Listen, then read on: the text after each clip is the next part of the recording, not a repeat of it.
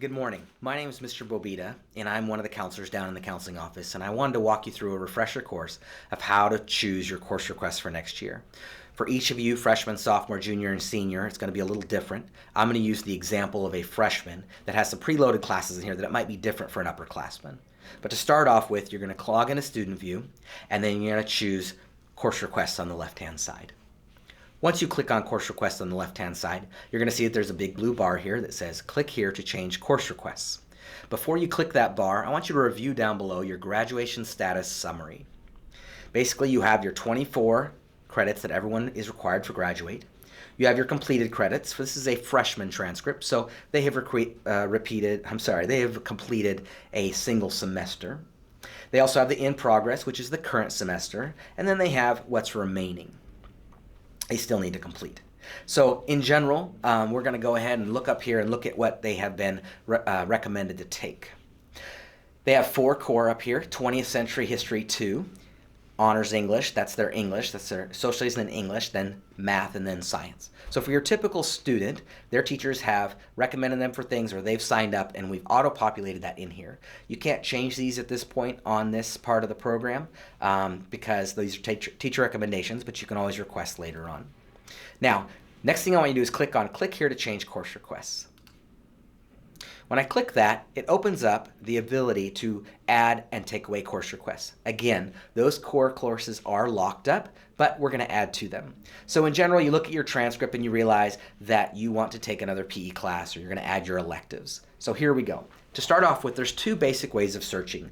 There's searching by course ID, and there's searching by course title. Most of the time, course title works great. So for instance, this person wants to add Art 1. So I'm going to type ART. It's going to auto-populate, and as you can tell, I now have Art 1 sitting down here. I need to add 16 up top. That is 8 classes first semester and 8 classes second semester.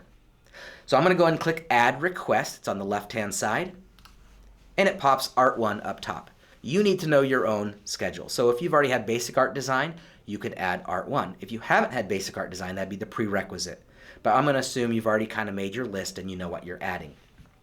Let's say you want Art 1 first semester and Art 2 second semester, so you're going to add Art 2 to the top. Now, for the sake of convenience, I'm also going to pretend that we want to add Theater 1, and we're going to add Theater 2. I'm going to get to 16 lines. I'm also going to show you another way of looking. I'm going to pretend that we want to add a PE class. And so under course ID, I'm going to make it a little different, a little easier. I'm going to put PZ. PZ is the course ID, 2 letters that denote all of our weights and PE classes. Now, you'll notice that weights is only on here once, but I want to have it once each semester. Keep in mind you can have 1 PE per semester, but I want both weights. So I'm going to click Add Request once and Add Request a second time. Now let's say we changed my mind, I messed up, I only want 1 weight training. I can always hit this remove button and it'll remove it, and you can keep going because you're not locked in yet.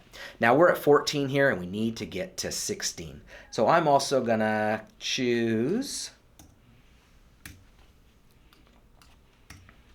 a Spanish class.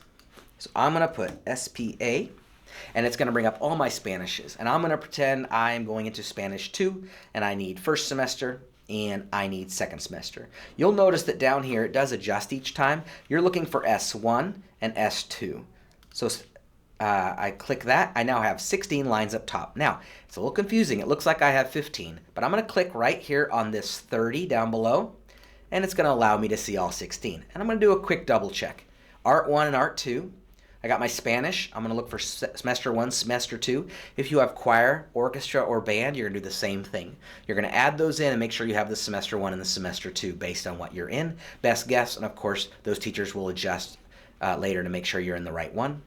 Theater Arts 1 and 2, those are semester long, no big deal. So now you have your 16, but we're asking that you add a minimum of 4 alternates. So how do you add an alternate?